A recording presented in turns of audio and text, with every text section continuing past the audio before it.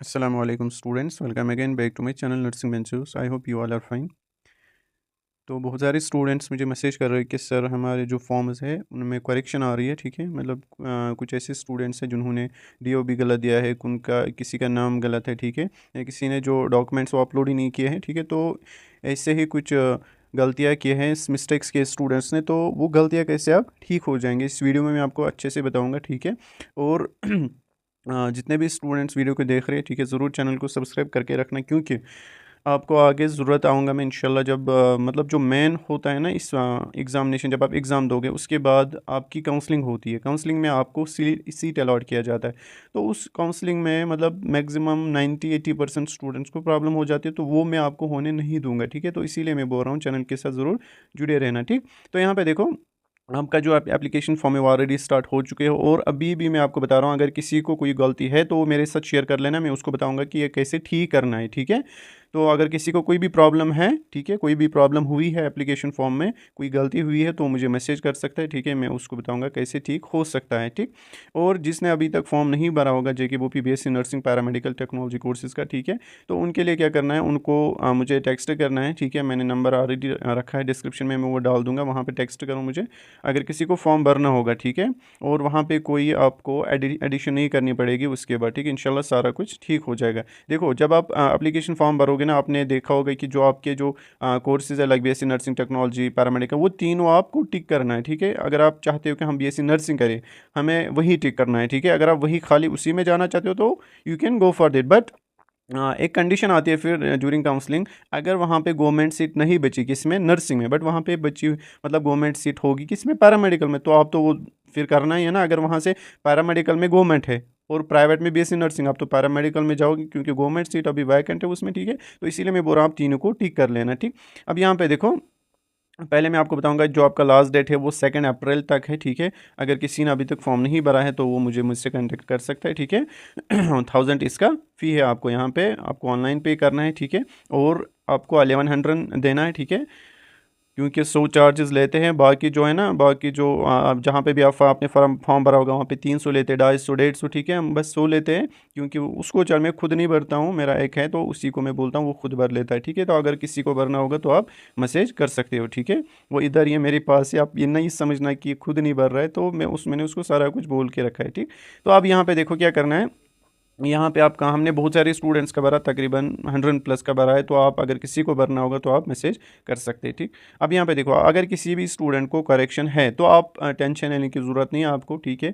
जैसे ही application form का जो लास्ट डेट वो ख़त्म हो जाएगा, उसके बाद तकरीबन 5-10 दिन के बाद करेक्शन विंडो, मतलब कभी भी निकल सकती है करेक्शन विंडो की जो नोटिफिकेशन है वो निकल के आएगी जेके बोपी की वेबसाइट पर, ठीक है। तो वो मैं आपके साथ शेयर करूँगा, और उस दिन मैं वीडियो भी बनाऊँगा कि कैसे आपको अब ये करेक्ट करना है, ठीक। देखो, जब आप लॉक करते हो ना, वहाँ पे लॉक करते हो फॉर्म, जब लॉक होता है तो वहाँ पे उसके बाद आप उसको एडिट नहीं कर सकते हो, ठीक है, क्योंकि उसने उसको आपने, जैसे कि आप काउंसलिंग में लॉक चॉइस करते हो, जब आप लॉक चॉइस करते हो फिर जाके आप you are not eligible to change the choices, उसके बाद आप एलिजिबल नहीं हो चेंज करने के लिए, ठीक है। जो चॉइस दिया है आपने, कॉलेज प्रेफरेंस दिया, उसको आप चेंज नहीं कर सकते हो जब आप लॉक करते हो। इसी तरह यहाँ पे जब आप फॉर्म लॉक करते हो उसके बाद इसको आप एडिट नहीं कर सकते। ये तभी एडिट हो सकता है जब करेक्शन विंडो ओपन हो जाएगी, वो हो जाएगी after the last date of this application form, ठीक है। तो उसके बाद आपकी जो करेक्शन विंडो है वो कभी भी निकल के आ सकती है, ठीक है। क्योंकि अभी जो 12th मार्क्स है ना, 12th मार्क्स कार्ड आपका वो अभी पेंडिंग है। जिन्होंने रिसेंटली 12th क्लास का एग्ज़ाम दिया, ठीक है, उनको तो अभी रिजल्ट नहीं आया,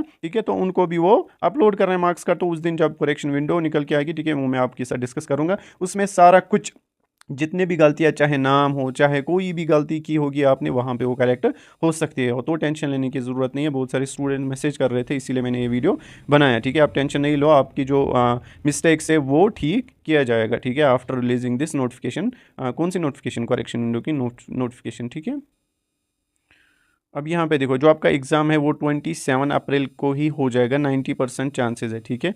90% चांसेस है इसी डेट पे, तो आप ये मतलब दिमाग में नहीं रखना 27 को हो जाएगा या 11 मई को हो जाएगा, ऐसा दिमाग में नहीं रख लेना, ठीक है, क्योंकि 4 मई को नीट का एग्ज़ाम है। तो उसके बाद नेक्स्ट जो संडे वो आते हैं 11 मई, तो उस दिन हो सकता है वो 10% चांसेस है, ठीक है। 27% चांस, सॉरी 90% चांसेस है 27 अप्रैल को हो सकता है, ठीक है। अब यहाँ पे आपको अभी एक मंथ बचता है, इसके लिए मैं आपको थोड़ा सा हिंट दूंगा। देखो, ऐसे भी स्टूडेंट्स हैं जिन्होंने अभी तक कुछ नहीं पढ़ा होगा, ठीक है, मतलब अभी मस्ती के साथ होते हैं ना, ऐसे भी स्टूडेंट्स होते हैं कि लास्ट के 1 मंथ पढ़ते हैं, 10 दिन 20 दिन मेरी तरफ पढ़ते हैं, ठीक है। अब यहाँ पे देखो, यहाँ पे क्या करना है आपको लास्ट के 1 मंथ, ठीक है। अच्छी स्ट्रेटजी मैं आपको बताऊंगा, अगर आपको अच्छे मार्क्स गेन करने तो आपको मैं अच्छी स्ट्रेटजी बताऊंगा। देखो अभी रमज़ान चल रहा है, ये भी ख़त्म होने वाला है, ठीक है, इंशाल्लाह। अब यहाँ पे देखो क्या करना है, देखो 1 अप्रैल से, 1 अप्रैल से आपको ये स्टार्ट करना है जो मैं आपको बताऊंगा, ठीक है। अब यहाँ पे देखो मैं एक डेट शीट भी आपको बताऊंगा, ये आप लिख के रख लेना। अगर आप ये फॉलो करोगे तो आपको मैं गारंटी देता हूँ आपको 100+ मार्क्स आएंगे, मतलब 90+ आएंगे। आपको गवर्नमेंट कॉलेज मिल सकता है कश्मीर में भी, और चाहे वो नर्सिंग हो, नर्सिंग में तो होता है यहाँ पे कश्मीर में तकरीबन 100+, ठीक है। इस साल उससे भी ज़्यादा हुआ। तो इस साल जो पेपर लेवल है वो मैं पहले पेपर की लेवल बताऊँगा। देखो पिछले साल जो लेवल थी ना वो थोड़ा सा टफ थी, ठीक है, उतना मतलब एज़ कम्पेयर टू 2023 पिछले साल की थोड़ा सा लेवल टफ थी, ठीक है, इसीलिए कट ऑफ इतना ज़्यादा हो गया। अब यहाँ पे देखो इस साल पेपर अच्छा होगा, मतलब टफ नहीं होगा, मॉडरेट ही होगा, ठीक है। देखो जो क्वेश्चंस आते हैं ना, चाहे फिजिक्स केमिस्ट्री बायोलॉजी, आप बस एनसीईआरटी पढ़ो, एनसीईआरटी के बाहर आपको कुछ भी नहीं पढ़ना है, चाहे वो बायोलॉजी हो, चाहे वो केमिस्ट्री हो, चाहे वो फिजिक्स हो। देखो यहाँ पे फिजिक्स में ज़्यादातर आपको क्या आता है, थ्योरेटिकल, केमिस्ट्री में भी ज़्यादातर थ्योरेटिकल, न्यूमेरिकल कुछ ही क्वेश्चन आता है। अगर 60 क्वेश्चन है फिजिक्स में, ठीक है, 60 क्वेश्चन है, क्योंकि 180 होते हैं ना, 60 क्वेश्चन है फिजिक्स में, तो आउट ऑफ 60 40 तकरीबन थ्योरेटिकल होते हैं, बस 20 आपको न्यूमेरिकल मिल जाएंगे।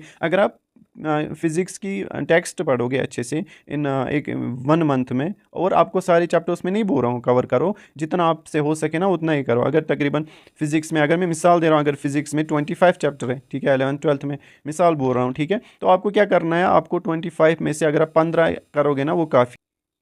तो अगर आप 15 क्वेश्चन ये ना चैप्टर्स करोगे वो काफ़ी है, ठीक है, बस टेक्स्ट पढ़ना है।